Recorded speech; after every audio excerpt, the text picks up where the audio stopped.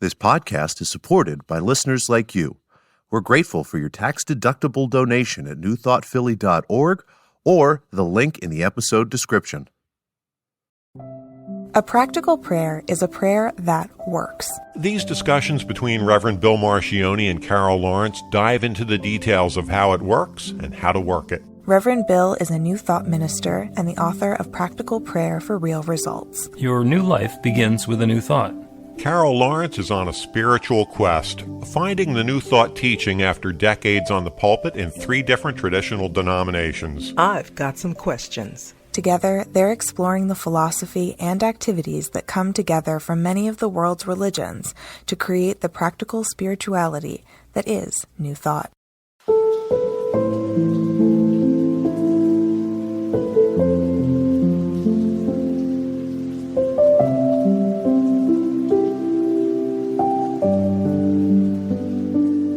Welcome to the Practical Prayer Podcast. I'm Carol, here with Reverend Dr. Bill Marchioni, and I'm really excited about this week. Yeah, we're going to have a good conversation. There's a lot of information that came up for us, or for me, at the International New Thought Alliance Congress last week, and we get to leverage on top of that. We're going to talk about AI, which is artificial ignorance. No. Machines can do it as well as we can. Did not see that one coming. Okay. Artificial intelligence, which is, yeah, you can, well, you know, if you really want to not know something, you should do it at machine speed. So and AI is all the buzz with Chat GPT, writing papers and answering emails and being foist into all sorts of automations in the technology work that I do. Everybody's talking about how to connect this with that and how to streamline your something with something else. And I have some definite opinions about it, and I know you have some definite opinions about it as well. In fact, before the podcast episode began, you were talking about, well, it's not a problem, it's just a wave of progress and things change. And what was it that made you screech and stomp the brakes and say, well, wait a second? Just like anybody else, if it gets in my backyard, then I'm a little upset about it. But I'm trying very hard not to have a problem with it for all the reasons that I explained to you before. Every change that's happened in human history, we always kick and scream and, it's going to be the end of humanity as we know it, and civilized society is going to die, and the devil did it. All of those kind of things come up with change. And so this one isn't any different. It just happens to be in our lifetime. Well, a computer was in our lifetime as also. But I thought it was, yeah. So I'm hesitating, right? Because it's in my backyard in this way. I am just severely old school, just trying to, just be in the moment, right? And in my world, you pray, you write your own paper, you write your own sermons, you depend on intuition and the like. That is intervention from God spiritually and so forth. And somehow AI just kind of takes us away from that. Yeah. Like I embraced it because writing emails is not my thing, right? I'm a writer and I'm painfully slow about everything, and I'm checking commas and how does it sound in the grammar. Well, Chat GPT takes care of that for me. And I asked as long as it winds up sending the message that you actually intended. Sure. But, Chat I'm going to GPT read it is very happy to and write something that has nothing to do with what you had in mind. Send it off with your signature. But you got to look at it, right? You got to proofread. Yes. So I got to proofread my own stuff. So I think, okay, that's good. Even I asked for a description. I was like, my bio was just ridiculously long. And I said, I need like a tagline. And it gave me just something really wonderful, really happy with it. So that's fine. But then came what you mentioned earlier. Right. And this, and I'm going to give credit where credit is due. And you can see the talk that had me thinking, that I actually went back and listened to again twice. And it was the Tuesday evening session of the International New Thought Alliance Congress. It is on YouTube. You can search New Thought Media Network. And the talk was by Shad Groverland, who's the president and CEO of Unity Worldwide Ministries, which is one of the New Thought denominations. And he was talking about some of the challenges that we're dealing with technology, and then it led into artificial intelligence, and people are using artificial intelligence to write papers, which is not really so. And as a school, what we're going to do is we're going to ask people to write fewer papers. And actually, adults learn best by sharing and talking rather than by writing a paper. We can do it because we learned how to do it when we were in school, but it's not really a great learning model for us. So we can get away from the things that are easy to get around with artificial intelligence and go more towards the organic stuff. But then he told the story of a youth leader who was having ChatGPT create the youth lesson for Sunday morning. And this person couldn't understand why Shad was so alarmed by this.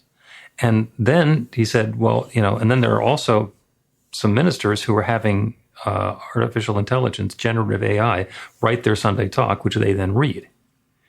And the comment was, where does intuition and spirit come in? Because if the machine is writing it and I'm reading it, whose ideas are they? You see me going stressed out here over, just hearing you talk about that. Yeah, you're fanning yourself. Yes, yes. with an envelope or something. This is the only thing I can get my hands on, right? And I'm thinking, okay. And he's keeping on. He's going on with it. I am, and that is somewhat alarming. So I have some more comments, but I'm going to let you say something now. Become expository, and then I'll talk some more. You know what? I'm just acknowledging that I'm just old school, and it's probably stuff that I just don't see. But I did a manuscript. I was in the pulpit for 35 years. And most of that time as a senior pastor in 3 different denominations, all that. Mm-hmm. I said that to say, I studied every single week. I wrote a manuscript every single week. I did not read it, but I wrote it read it and studied it till it became a part of me. And I delivered the sermon. That's how we were taught. And by the way, I didn't regurgitate stuff. New sermon every week because I didn't serve leftovers. 35 years of home cooking. Listen, I even had it all it's on computer and all that stuff. But very actually proud of that bar that I set for myself, fully believing that process is spirit-led. Mm-hmm. Now you come to me and tell me that somebody can put something in ChatGPT and read it. I am not impressed with that. Now I'm catching myself because can't spirit work through all avenues? But I don't advocate lazy. Mm-hmm. This is really I don't want, but I'm not an advocate of lazy. So let's say spirit is working through ChatGPT and, it's got a really major thing going on there. And then here comes somebody who has not invested time and meditation and so forth. You read it? Come on. And you know what? Some people, I'm telling you, they're not proofreading. They're reading it. No, they rip and read. You pick up whatever ChatGPT came up with and you tell it to the congregation. And of course, claim it as your own. You want to make me think here, right? Here goes my thing again. Okay. My fan again. So I'll tell you another story then. And what my experience has been with this, because as an exercise, not because I needed help writing a sermon, right before Easter, I asked ChatGPT to write a 15-minute sermon on the metaphysics of Easter. And it came up with a sermon in 5 sections, and all 5 were on point. Those are the things that you would talk about in the metaphysics of Easter. It's about possibility and resurrection and surrender and transformation. And it was not bad. But that's as good as it gets, is not bad. There was nothing new in there. There was nothing insightful in there. And unfortunately, because what people do is we learn something over here and we learn something over there, and then we integrate them. We say, let's use that story to illustrate this. And we connect the pieces together in an innovative and thoughtful way. Every once in a while, generative artificial intelligence will do that. But as often as not, it seems like it's wrong. It's connecting the wrong 2 things together that don't have any point in common and presenting them factually. Like the authoritative news source. Yeah, I guess I have to, and I really appreciate you bringing this up so that I can really think about it even more and be able to be more articulate about it. The struggle that I'm having is that I don't want to be closed-minded. I want to really see what's going on here. But then there's that word fear. And so I'm confessing to that. Not fear that I'm going to do it, because I'm telling you, I enjoy the sermon preparation process. I teach that. I taught that and all of that. So I'm not giving it up. But I also want to be open to ways that AI can work and help me to be better. But the fear is that it's just too simple. It's too simple to not be invested in the spiritual connection of the sermon and the pew and the pulpit. I think as I'm saying it sounds old-fashioned, but I still believe that. And I don't see how AI can give me that. What people are yearning for, and the reason that they're coming into our spiritual communities to begin with, is to connect with themselves, with their spiritual nature, and with new ideas, and with other people who share some of those ideas and beliefs and have some commonality. And if the person in the front of the room is outsourcing the inspiration, then the rest of it kind of falls apart. I don't think it's necessarily going to be obvious that the sermon was written by artificial intelligence, but it won't resonate the way that it would when it's coming from the heart, when it's spirit-led. So my suspicion is that will be self-defeating at some point, but it might take a long time for it to be self-defeated. An exercise that I did, and I told you I would tell you the story about this. I also tried using artificial intelligence to do some mundane stuff, because my background is a copywriter, and you and I were talking that you go through and make sure the commas are in the right place and that the message that you're saying is exactly clear. So I was cleaning up a website, and it kind of said what we wanted to say, but it was sort of jumbled. So what I did is I told ChatGPT to take this and condense it and clarify it and give me 3 different versions. And by having 3 different versions, I became the editor. So I took the stuff that was better out of this one and the stuff that was better out of that one, the stuff that the original actually said it better. And we used that as material that I could put together. So that was idea starters. And that, I think, is a place where artificial intelligence is great. I mean, you said before, you came up with a tagline of who Carol is, and you had ChatGPT do that, and it was a great one. And what happened is it came up with the idea, and you looked at it and you said, that's what I would have said if I'd spent enough time and had the inspiration to say that. It just whittled down all the other stuff and gave you something simple. Personally, I think it's better to ask ChatGPT or the other AI engines to give me 4 or 5 of them. Yeah. Because then it's going to compete with itself, and I get to choose. Okay, the first one, I would have chosen the first one anyway. The other 4 were spares. But we used to do that in the ad business.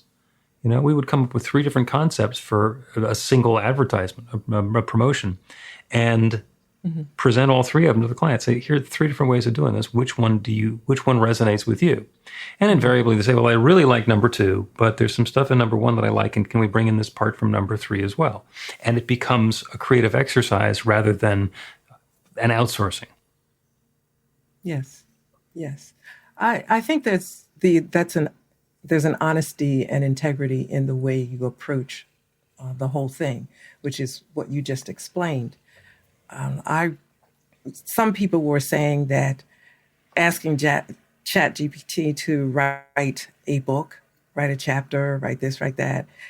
And you said earlier, maybe people may not know it, but if you can't string 3 or 4 sentences together to make sense, then perhaps you're not a writer.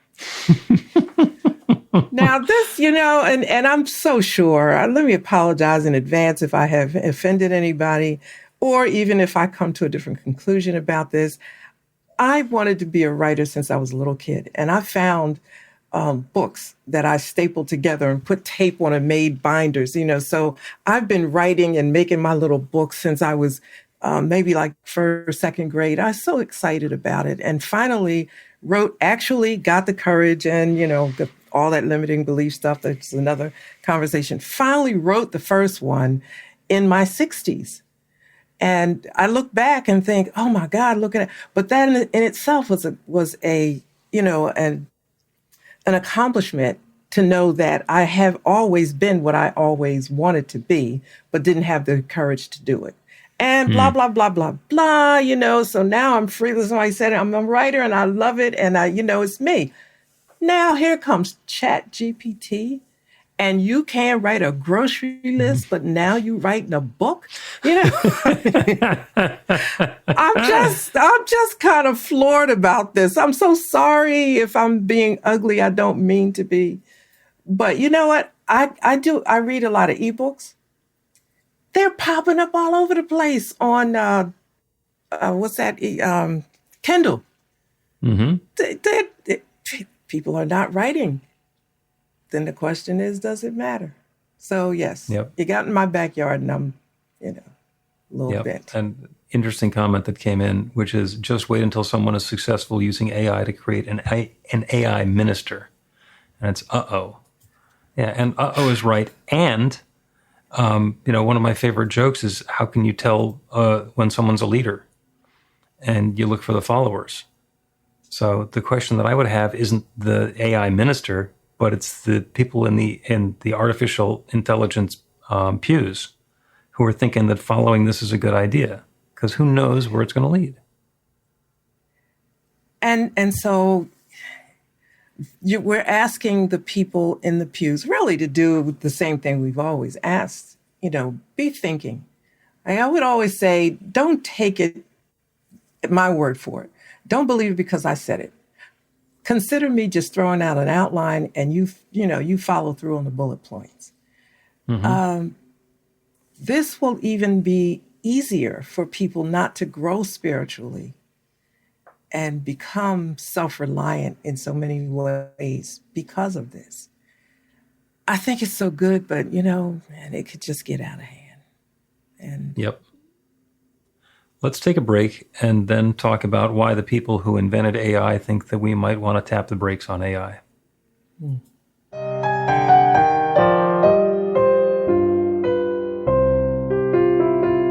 Here's Reverend Bill letting you know that the Practical Prayer for Real Results class is now available on demand. That's right, you can take it at your own pace, anytime you want. All of the information is at bethelight.com. That's b-the-light.com. You know where to find that stuff. The class is 5 lessons, broken down into 18 modules, and you can take them at whatever pace is comfortable for you. As you work through the process, it starts out with the theory, goes into the practice, there are experiential activities and exercises, and at the end of the program, you will wind up with an understanding of how practical prayer works, and a practical prayer for yourself that will work to create transformation in your life. And as you know, it works for everything. Take a look at the class online at bethelight.com. There's a sample lesson so you can see how the class is going to work for you, and then dive in. The great news is it's on sale now. You can register and save $20 off of the regular price. I'm looking forward to seeing you in class.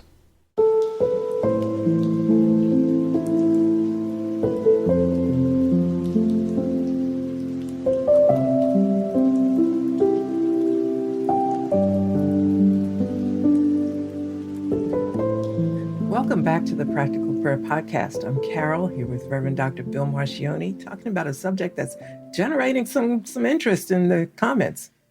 Yes, indeed. It's artificial intelligence, and AI is the big new thing. And the world has been like working on artificial intelligence for decades now, way back to programming the computer to teach it to play chess, and it finally beat a human at chess. And we thought, oh, well, that's such a narrow field of endeavor that, a computer is, all it has to do is that. And now with generative AI, basically they're telling these computer models to read the internet. And it then knows everything that basically has shown up on the internet and will weave the pieces together. And it's astounding how realistic it can be, and the stuff that can be created that way. We were teaching a class on intuition, and one of the students came out with a fun little saying. It's she basically was just defiant. She said, "We are here to eat berries and frolic." Like that's humanity's purpose, is to eat berries and frolic. And I loved it. And so I asked the artists in the class, there were a couple of them, I said, so who's going to make a T-shirt that says, "We are here to eat berries and frolic"? And they all nodded their heads, and then they went off and did different things, and they never did it. They dropped the ball on it. So I know how to use technology and spent a lot of time in the typesetting and printing business. So I know how to make a T-shirt. I just am not a designer or an artist. So I went onto DALL-E, which is the image generation artificial intelligence, and after a half a dozen times through, wound up with a watercolor of young people eating berries and frolicking. And it was good enough that I printed it on a T-shirt. and it's whimsical and frightening at the same time, because that watercolor does not exist anywhere outside of the T-shirt and the computer model. Mm-hmm. So the question for us isn't, can we do it? It's, is it a good idea to do it? And where are the guardrails? And at this point, there are no guardrails. I mean, the industry is saying we need some guardrails, but they're also in the business of advancing their business. So yes, there's competition going on. So on the one hand, we're in a hurry. On the other hand, they all know how dangerous this could be. So where's that balance point? I don't know that we'll find the balance ahead of time. Just like a lot of other things. After the crisis, we'll see. We'll see where this went over the edge and fix it. And I'm saying that to myself as well. Not to worry so much, because this will right itself, for the lack of a better term, and to get the idea out quickly. My son, my oldest son, is an incredible artist and just amazing. But then here's artificial intelligence that can do what he does, and it takes him a while to do something. It can do it in a matter of minutes. So I'm sensitive, mm-hmm. like, what's happening? What does this mean? And what does this say to my son? And what does it say to all the artists who do things, that were gifted this way? But artificial intelligence is also a gift. And I guess at the end of the day, all of it will right itself, because, there is that one, and I've been hanging around with you too long. There is that one that all I can say, will just pull it into order in time,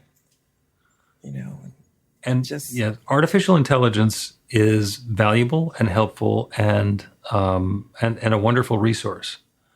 But if we outsource intelligence and give up our own, because artificial intelligence can do the thinking, that I think is where the danger comes from. And also people who are using it for malevolent purposes. Like, I want a way to convince people that something that isn't true is true, or to believe or demand something that is actually not reasonable. And because it knows all the tricks, it's read the entire internet, it can figure out how to make a compelling argument for something that is completely unfounded. Whoops. I agree with you, but I'm still holding out like a little space for God. Right. And I know this sounds incredibly corny, but I'm just holding it out. And I'm thinking about, it seems unrelated, but it's right there. When the mega church came on the scene, I didn't think it was a bad idea, but I didn't believe that it was going to like take over the world, right? And some people were giving up everything to have mega churches, but I know the needs, just basic human needs. And large churches are wonderful. 2 of the 3 churches I pastored were large churches. But then when you really look at it, it's really small churches, a lot of small churches within a big church.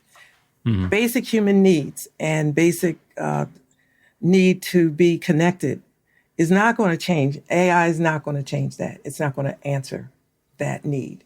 So eventually it's going to balance itself out in some way. And I don't know, things happen so quickly now. It could happen quickly or it may not happen in my lifetime, but there are just fundamental basic human needs that AI cannot address. I completely agree with you.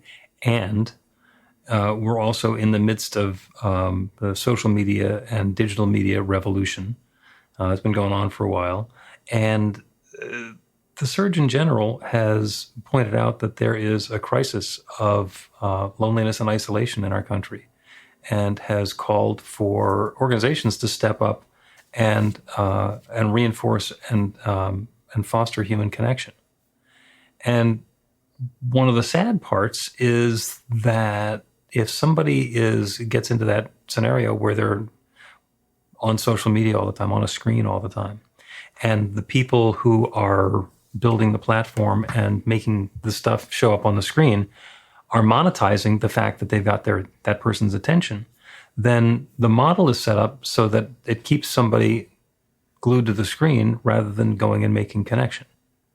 And you don't sell any medicine to healthy people.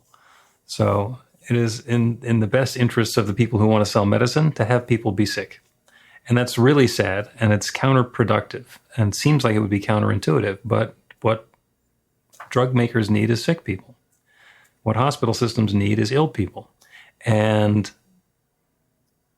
there's a conflict of interest there. That if we want healthy people who don't need to be looking at the screen, then the companies that are monetizing their face time on the screen are going to be losing out if they actually help people be healthy. So there's an inherent conflict there. Oh, okay. We could talk about this forever, but I'm going to say, come on now, come on. We are spiritually connected. Yes. I ain't going down like that. Okay. Do you know what I mean? I'm not. I hear you. And amen to that. I did my first internet radio show in 2007. I didn't know what the heck internet radio was, none of that. But I decided, and the guy gave me 2 hours, but it was Sunday from 10 p.m. to 12. Who the heck is up at that hour?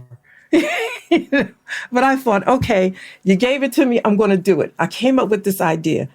People that don't go to church, but want God, want some spirituality, connect, I'm going to be there for them.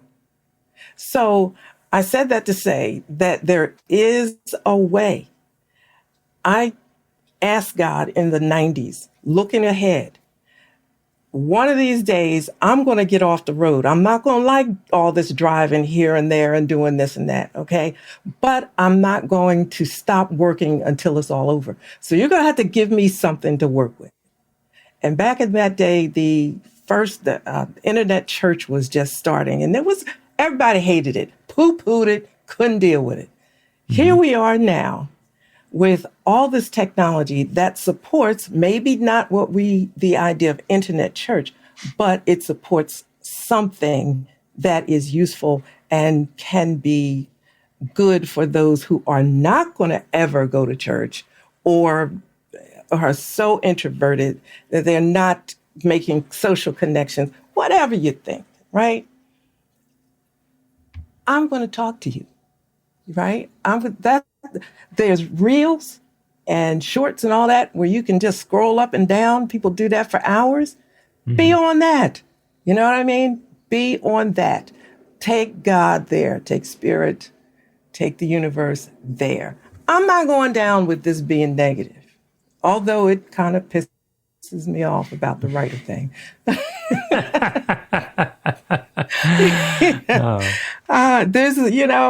I'm shifting into this is a God thing, and I'm a God person, and so I'm going to figure out how to make this be helpful. Mm-hmm.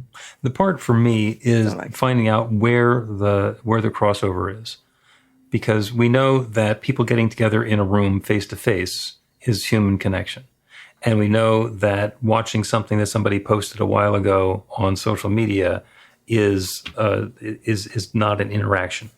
So, is it when people are live with a conversation back and forth?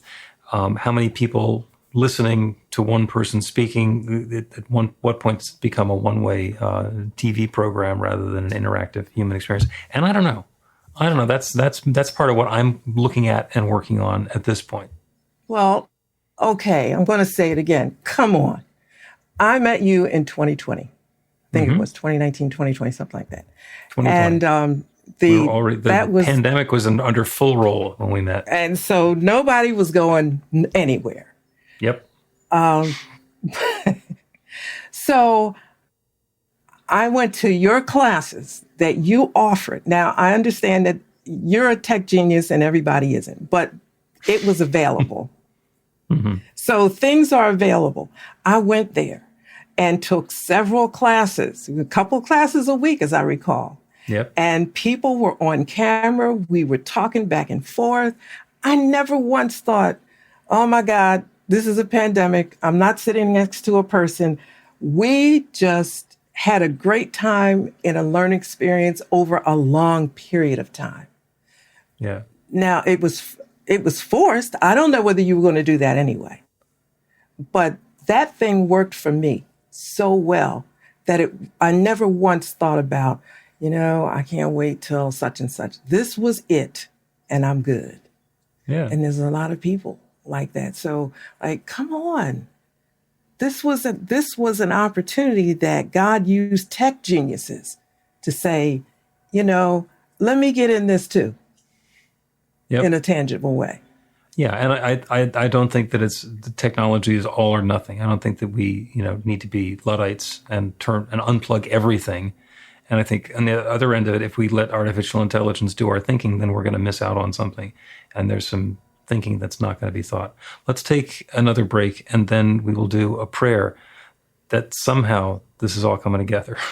Well, can I make this one comment before we go? When you say when human interaction is important, and I lived in that 2020, in that pandemic time, and, still.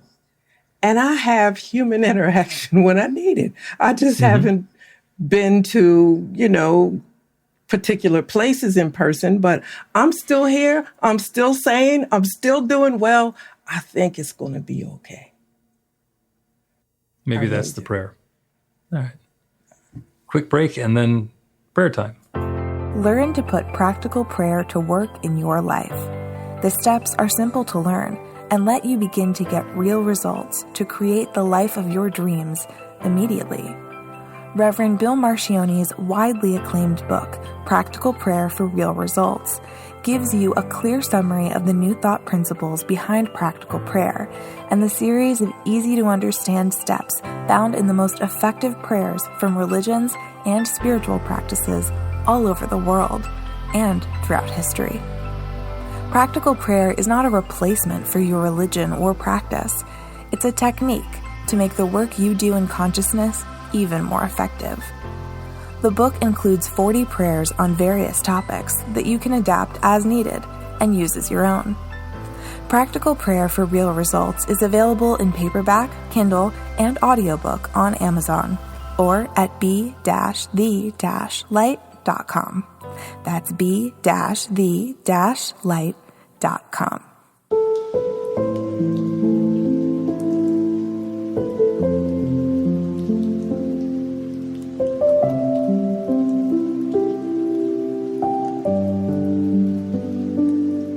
Welcome back to the Practical Prayer Podcast. I'm Carol, here with Reverend Dr. Bill Marcioni.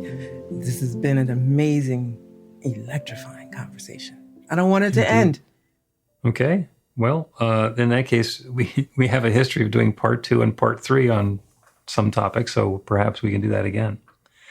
We've been talking about artificial intelligence and thinking about a prayer that will support our engagement with artificial intelligence.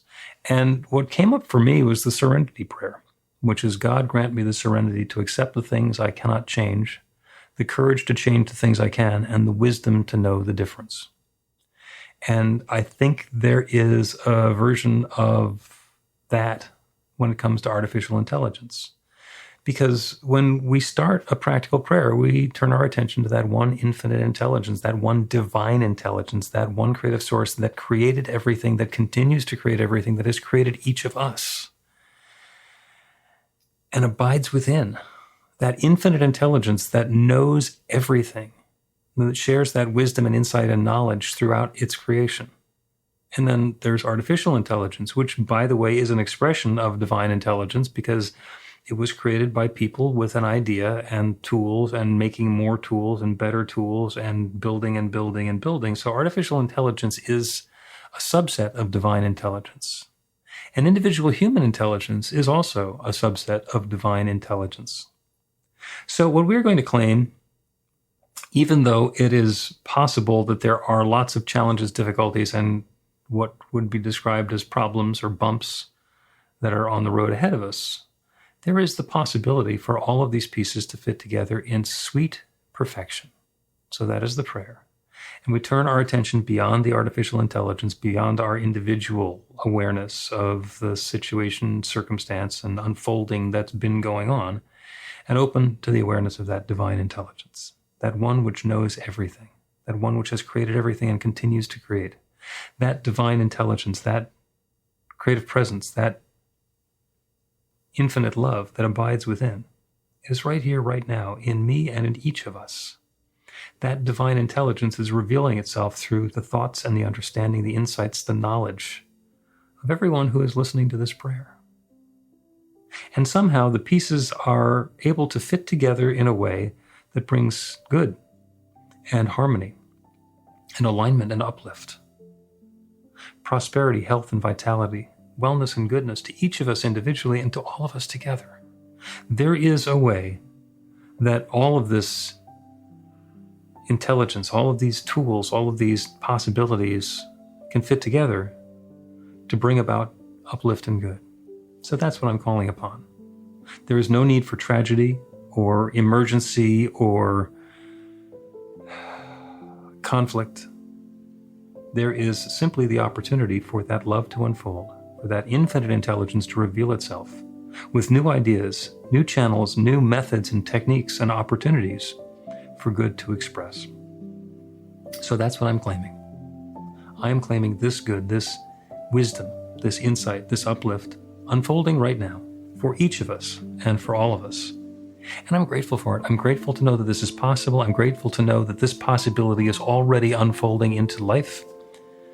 I'm grateful for the awareness of this creative process. And I'm grateful to be partnered with that divine intelligence in knowing that this is already happening. And so with gratitude for all of this good, I speak this word and I release it into that creative law that creates everything, that has created everything, that continues to create and is now creating this. So with a deep feeling of thanks, I speak this word and I release it into that law, and I know it is so. And so it is.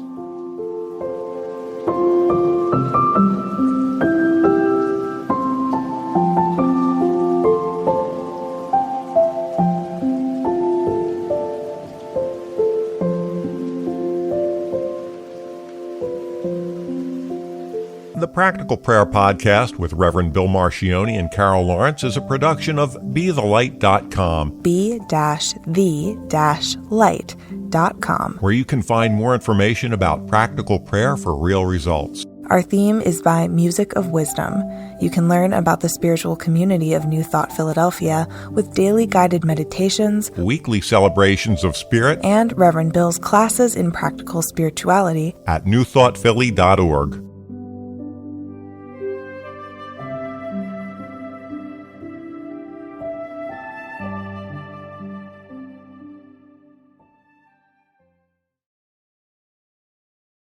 This podcast is supported by listeners like you. We're grateful for your tax-deductible donation at newthoughtphilly.org or the link in the episode description.